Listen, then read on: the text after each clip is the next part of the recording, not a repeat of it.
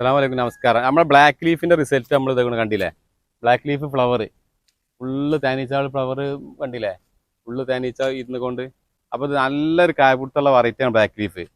ഇപ്പോൾ ഫുള്ള് ഫ്ലവറായി ഈ 2 കൊല്ലം ആയി നിലത്തേക്ക് വെച്ചോലത് ഒരു കവറിൽ വെച്ചോലത് കറക്റ്റ് 2 കൊല്ലം കൂടി കായ്ക്കും.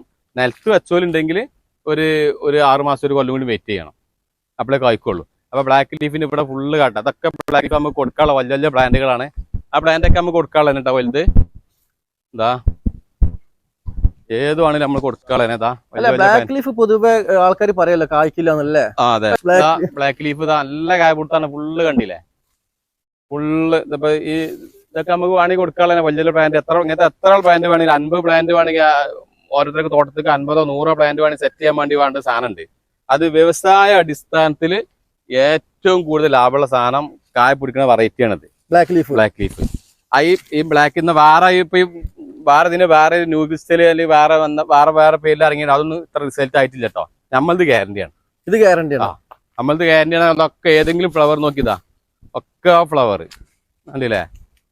ഇത് എല്ലാത്തിനും ഫ്ലവർ തന്നെ അല്ലേ? ആ എല്ലാം നിലത്ത് വെച്ച ബ്രാൻഡാണ് ഇപ്പൊ കണ്ടില്ലേ? അടിപൊളിയായിട്ട് കേട്ടോ. എല്ലാത്തിനും ഫ്ലവർ വന്നിട്ടുണ്ട്.